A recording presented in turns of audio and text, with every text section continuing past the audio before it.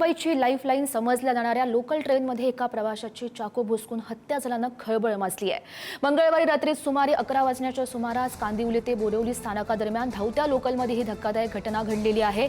मुसळधार पावसाच्या दरम्यान लोकलचे दार बंद करण्याच्या कारणावरून प्रवाशांमध्ये वाद झाला होता आणि याच वादाचं रूपांतर हाणामारीमध्ये झालं आणि आरोपी रोशन सुवर्णा यानं मयंक लोहार या तरुणावर चाकूने हल्ला केला।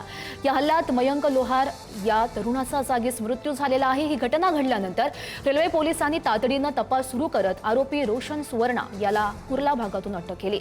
लोकलमधील या हत्येने मुंबईकरांमध्ये भीतीचं वातावरण निर्माण झालेलं आहे। सुरक्षेचा प्रश्न पुन्हा एकदा ऐरणीवर आलाय।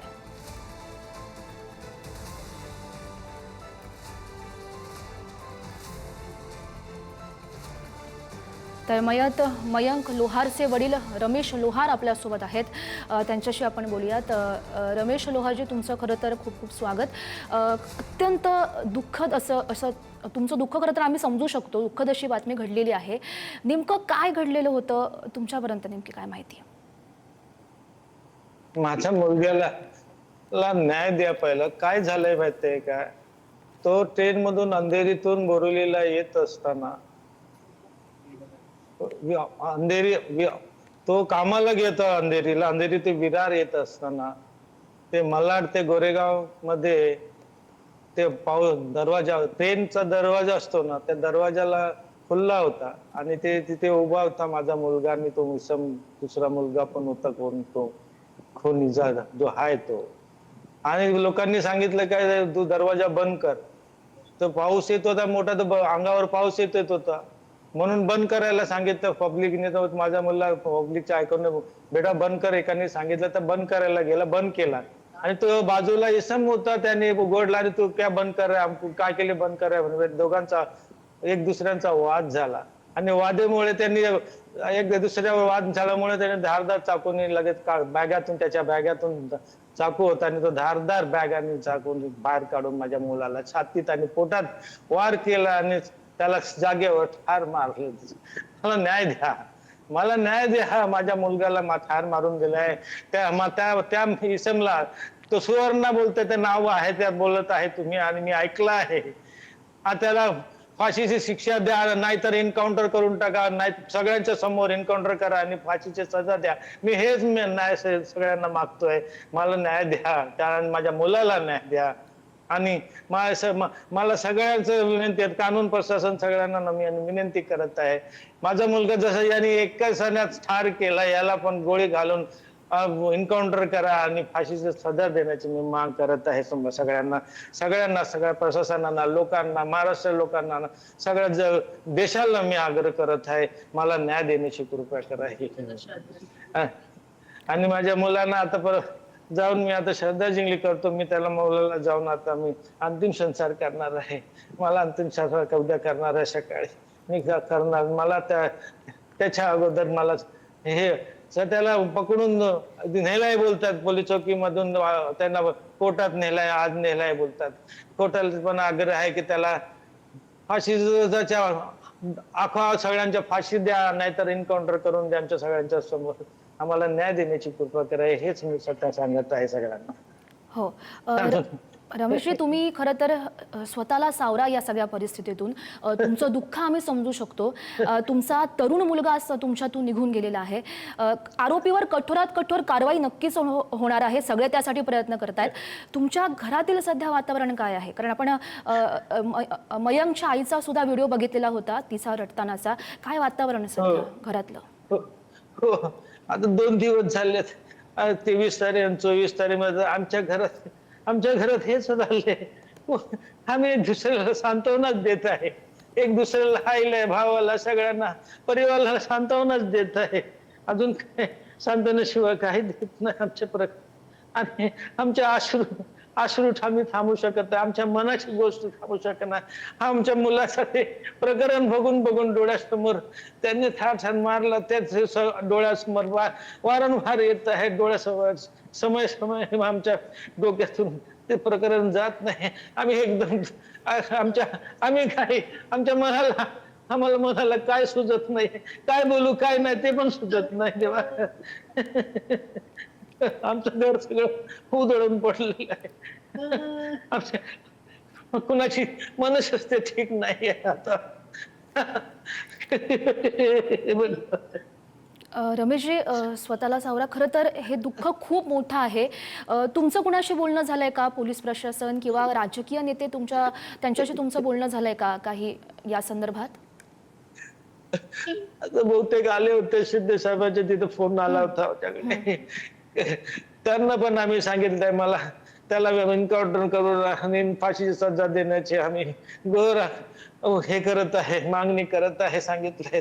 साहेबांनी सांगितलं ठीक आहे, प्रसारण सेवा आम्ही सगळं तुमच्यासाठी मदत करू सांगितलंय.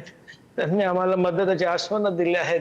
त्याला आरोपीला आता कडक कडक शिक्षा देण्याची आम्ही शिक्षा नाही त्याला द्यायला, त्याला एन्काउंटर फाशी द्या म्हणून सगळ्यांच्या समोर. आमचा मुलगा मेलाय, तो पण मरण पाव म्हणून आम्ही आग्रह करत आहे. त्याला पण त्याच्या आई वडिलाला मन कळू ज्याचं आमचं हालत आहे. आमचा मुलगा गेला आहे, आमच्या मुलाला ठार मारून दिला, आमची काय गत आहे, त्याच्या आई वडिलांना पण त्याची गत होणं पाहिजे. हे हे माग करत आहे. ते शिंदे साहेबांना सांगितलं आहे, ते कसे आश्वासन दिलेत आम्हाला की आम्ही करतो, आमच्यात ते काय होणार ते आम्ही सगळं तुम्हाला करून देतो आहे. न्याय देण्याची कोशिश करणार, कडकचे कडक शिक्षा देण्याची कृपा करणार सांगितलं आहेत सर. ते आता ते करणार, ते कर. आम्ही मांग हेच आहे, आमचं मांग एकच आहे, त्याला एन्काउंटर करा. कारण की तो बाहेर पडला, त्या बाहेर असता सगळ्यांना चाकू आतमध्ये बॅग मध्ये ठेवणार आणि सगळ्यांना मारत जाणार तो. असे सगळ्या मुंबईकरांना आणि रेल्वेच्या पुढे सुरक्षा सगळ्यांना येत आहेत. ते सुरक्षेसाठी त्या शिक्षा देण्याची आम्ही विनंती करत आहे. तुम्ही विनंती आमचं काय सुचत नाही आता काय बोलणार. ते आमचं जे सुचत तेच आम्ही बोलतोय. आम्हाला न्याय द्यायला सगळं सांगितलं आहे. ते करतील, आम्हाला न्याय देण्याची कृपा करतील ते. रमेशजी, ज्या दिवशी खरं तर सगळा हा प्रकार घडला त्या दिवशी तुमचं मयंक सोबत काय नेमकं बोलणं झालं होतं शेवटचं? शेवटचं फोनवर केलं तर पप्पा मी येतो सांगितलं, तरी मी आता येतो, ड्युटीवरून सुटतो येतो असं सांगितलं. बस तेवढं. त्याच्यानंतर मी काही पण त्याचा शब्द ऐकलं नाही, काही सुद्धा शब्द ऐकलं नाही. त्यांनी फोन माझ्या मुलाला पण करतो, मला पण करतो, सगळ्यांना करतो. त्या दिवशी त्यांनी आम्ही फोन करण्याचा पण ट्राय केला होता, नंतर फोनच लागला नाही. कारण की हे प्रकरण आम्हाला नंतर पोलिसांनी 11 ते 57 मिनिटांनंतर रात्री आम्हाला कळवलं. आम्हाला इथे बस नाही मिळाला, ट्रेन नाही मिळाला, काही नाही. आम्ही गाडीने त्याला ओला उबेर करून आम्ही पोलीस चौकीत बोरिवली पोलीस चौकीत पोहोचलो आणि त्याच्यात आम्हाला सगळं अशी घटना घडली म्हणून आम्हाला कळलंय अजून. आणि आम्ही माग करतोय बस त्याला एन्काउंटर करा आणि फाशीची सजा द्या तुम्ही. हो रमेशजी, कधी नेमकी कोणती घटना घडेल काही सांगता येत नाही. कोण कशा प्रवृत्तीचं असेल, वृत्तीचं असेल हे सांगता येत नाही. आणि अशा प्रकारे या घटना घडतायत. तुम्ही नेमकी सध्याच्या तरुण पिढीला काय नेमकं आवाहन कराल? कारण तुमचा स्वतःचा तरुण मुलगा गेलाय. माझं एकच आहे विनंती सगळ्यांना, जनतांना, लहान मुलांना, सगळ्या मुलांना, युवक मुलांना, की कधी हे पण वाद झाल्यानंतर 2 गोष्ट बोला आणि सॉरी बोलून निघून जा. एक दुसऱ्याला तुम्ही पहेल द्या, एक दुसऱ्याला तुम्ही समजून घ्या आणि असे वाद करू नका. आणि वादात मध्ये अशी प्रकरण घडते, यामुळे सॉरी म्हणून तुम्ही निघून जा. माझे हेच अनुमती की सगळ्यांना सॉरी बनवून आपलं सॉरी आज्ञा करून सॉरी बना आणि आपलं काम काढून आपलं इथून तिथून जे काय काम आहे कुणालाही वादविवाद न करता एक दुसऱ्याला. आणि अशा सायको लोकांसाठी असे सायको लोक चाकू बॅगेत टाकून जाणारे फिरणारे असे सायको फिरणारे लोकांना असतात. कोण काय त्याच्याशी वाचा तेच आग्रह करत आहे मी सगळ्यांना. हो रमेशजी, खरं तर मयंकला न्याय मिळावा, आरोपीवर कठोरात कठोर कारवाई व्हावी अशी जी मागणी आहे ती सगळ्या स्तरातून सध्या केली जाते. तुमची नेमकी काय मागणी सध्या असणार आहे सरकारकडे? आजी सरकारकडून मागणी हेच आहे, त्याला एन्काउंटर करा, नाही तर फाशीची सजा द्या, त्याला फाशीची सजा द्या. कारण की तो सुटल्यानंतर परत हेच काम करणार आहे, लोकांना असेच मारणार आहे. तो सायको आहे का काय आहे, कसा आहे, काय आहे ते ते काय समजत नाही त्याला. बघा तुम्ही, काय समजत नाही. कसा धारदार चाकू घेऊन तो ट्रेन मध्ये असं मारून फिरतोय. असंच तो सगळ्यांना मारत फिरणार.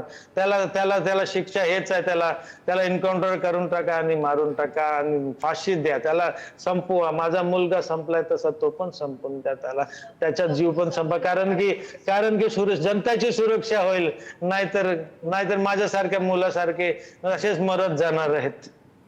हो, नक्कीच रमेशजी, तुमचं दुःख आम्ही समजू शकतो. स्वतःला सावरा, तुमच्या कुटुंबाला सावरा. खरं तर आरोपीला कठोरात कठोर शिक्षा होईल हीच अपेक्षा आपण करूयात. धन्यवाद या सगळ्या संवाद साधला त्यासाठी. तर आपण बघितलं, मयंक लोहार यांचे वडील आपल्यासोबत होते, रमेश लोहार. त्यांनी एकच मागणी केलेली आहे की आरोपीला कठोरात कठोर शिक्षा व्हावी. मुंबई लोकलमध्ये हा सगळा प्रकार घडलेला होता. एका क्षुल्लक कारणावरून मयंक लोहार याचा जीव घेण्यात आलेला होता. याचा व्हिडिओ सुद्धा सोशल मीडियावर प्रचंड व्हायरल झाला होता आणि त्याच मयंक लोहारचे वडील नुकतेच आपल्यासोबत बोलत होते. त्यांनी आपल्याशी चर्चा केली.